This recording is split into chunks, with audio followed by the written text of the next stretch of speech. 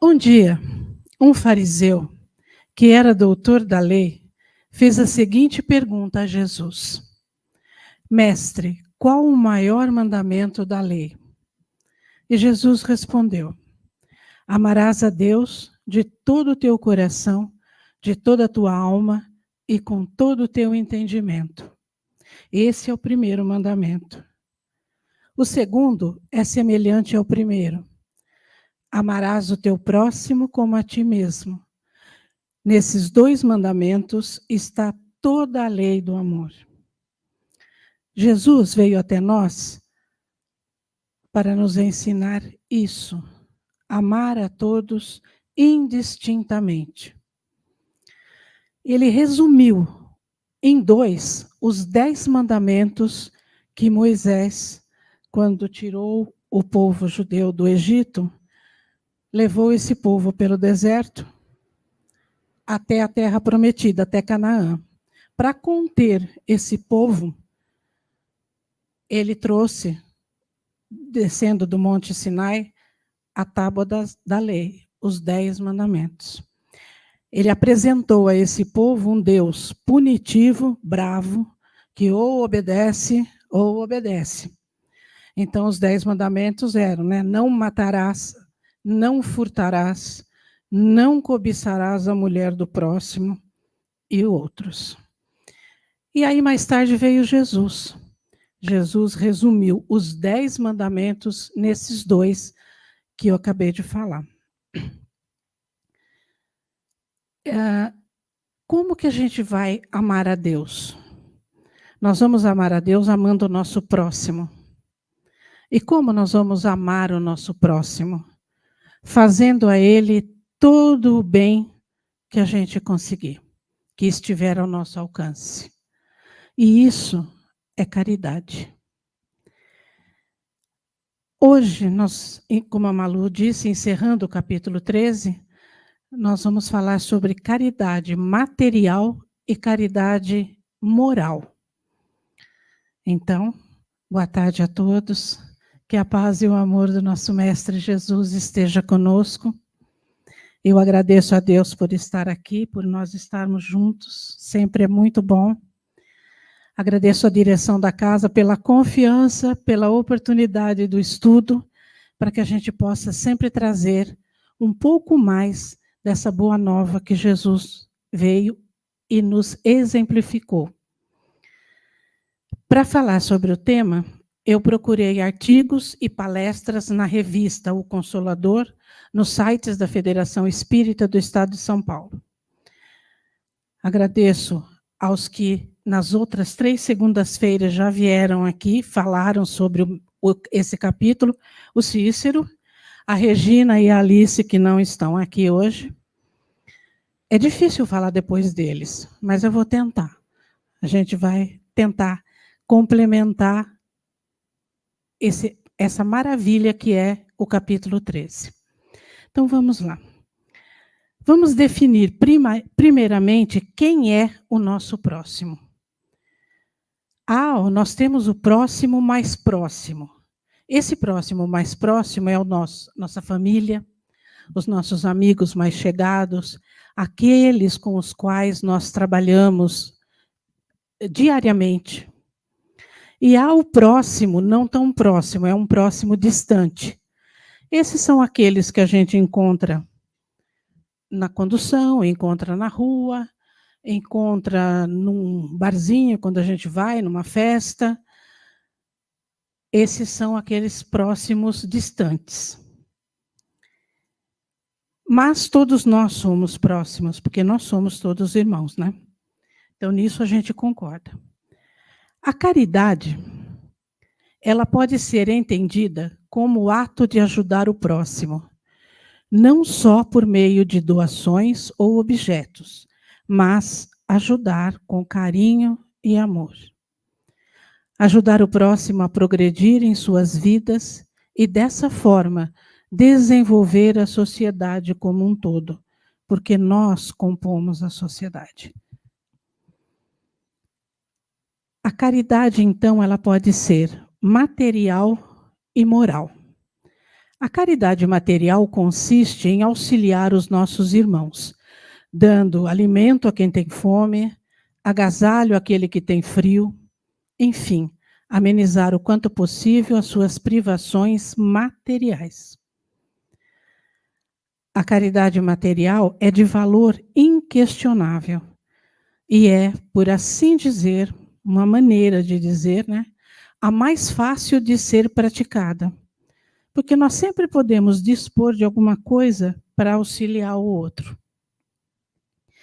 A caridade moral consiste, entre tantas outras coisas, em se suportarem uns aos outros, saber calar, se fazer de surdo quando sofrer zombaria, não dar importância quando for humilhado. Precisa, portanto, de muito mais empenho e perseverança. Exige de nós um amadurecimento maior e uma visão mais profunda e real da vida. A caridade é o amor em ação. Ela está ao alcance de todos, independentemente de crença, condição financeira ou posição social. E nesses nossos dias, a caridade é convidada a visitar-nos em regime de urgência. Então é o frio, não esses dias que não tem feito frio, né? Mas semanas atrás fez um frio muito feio. É o frio que faz sofrer os que estão em situação de rua, as enchentes no sul, a pandemia de tempos atrás e as guerras e conflitos mundo afora. Aqui na nossa casa, nós temos o grupo Aura Celeste, que entrega lanche para as pessoas em situação de rua. Nesses dias de frio, além do lanche, foram entregues cobertores. E olha só, agora temos cobertores sobrando. Que sobrando, não. Não vai sobrar, porque nós vamos dar conta desses cobertores. Então, vejam, nós aqui, pedindo para vocês colaborarem com alimentos, roupas, até em espécie. Vocês contribuem com todo o amor do mundo. A ajuda chega a quem precisa. E quando essa criatura recebe a ajuda, seja ela qual for, mesmo que ela não verbalize, ela agradece, né? Porque se ela está com fome, ela vai comer, se ela está com frio, ela vai ter uma roupa, um cobertor para pôr a mais na calçada gelada nesses dias. Essa energia que ela emana de agradecimento chega até nós, a vocês. E isso tudo nos anima a continuar a fazer o nosso trabalho. Então, é um encadeamento, é o amor em ação. As origens da caridade estão assentadas nos costumes e nos atos de Jesus. Ele não se limitava a ensinar o bem, ele ia até a multidão, curava os doentes, amparava na solução dos problemas de natureza moral. Era assim que Jesus entendia a caridade. Quando ele parava com os seus discípulos, sempre quando Jesus saía caminhando, uma multidão se fazia atrás dele. Aí chegava uma hora, ele parava num local, agrupava essa multidão para que ele pudesse ensinar, passar os ensinamentos dele. Só que essas pessoas, muitas, a maioria das vezes, não tinham comido nada ainda. Então, qual era a primeira providência de Jesus? Ele ia saciar a fome do corpo físico. Era a primeira providência. Então, disse que era Judas que tinha a bolsinha com as moedas. E então ele ia, comprava algum alimento para distribuir para aquele povo. E quando não dava, Jesus fazia a multiplicação, né? Como ele multiplicou os pães e os peixes. Depois que a barriguinha estava cheia, então aí Jesus matava a segunda fome, que é a fome do Espírito. Essa sutileza de Jesus, esse respeito para com o próximo, é que nós devemos aprender. Jesus não se restringia à esmola material.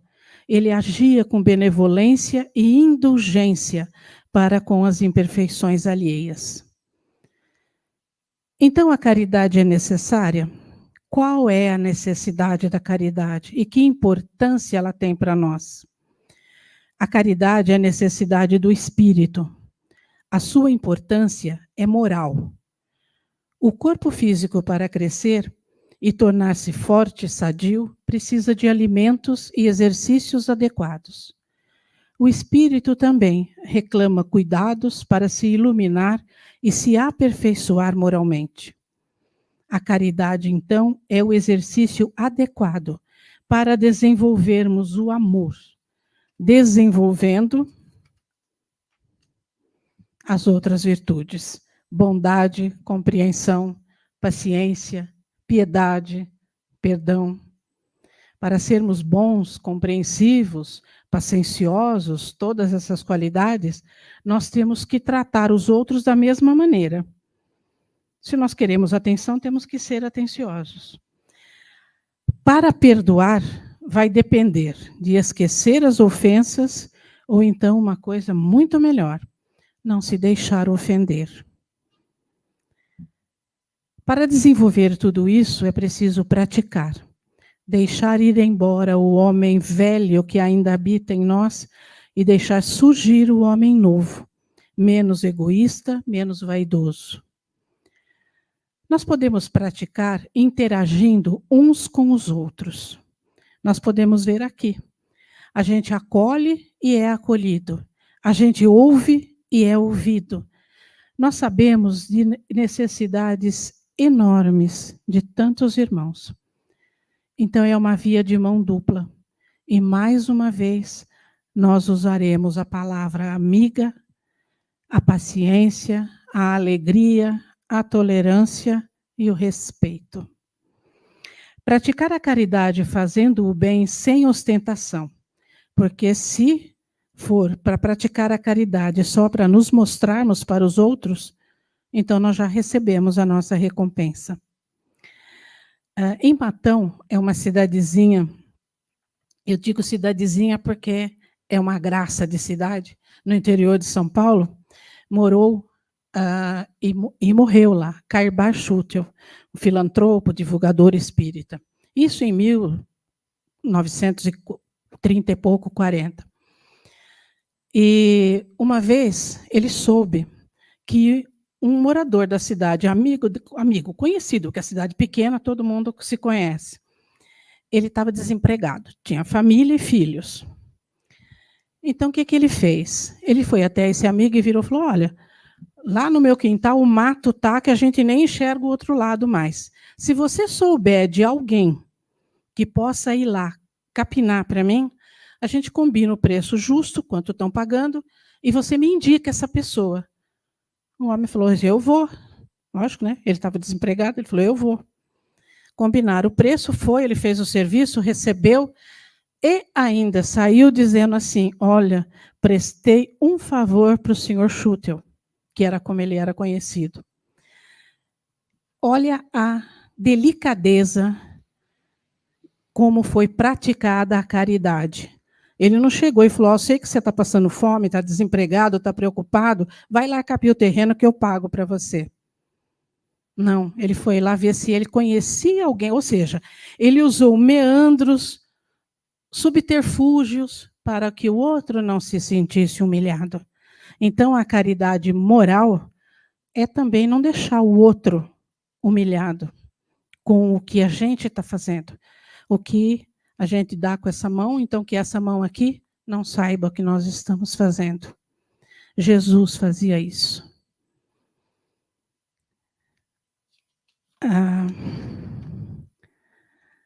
Com certeza, nós procuramos a felicidade e a paz em nossas vidas, mas nós não podemos obtê-las agindo em nosso meio social, né? só pensando em nós. Nós podemos até obter resultados maravilhosos e imediatos, mas no futuro nós teremos que reparar os prejuízos causados aos outros. Então nós não temos muito o que pensar, né? Nós vamos ser caridosos para que, com a nossa consciência em paz, nós podemos dormir o sono dos justos. Dizem acertadamente que a caridade começa em casa. Então a gente sempre ouve isso, né? A caridade começa em casa. Ajudar nos afazeres domésticos é uma caridade.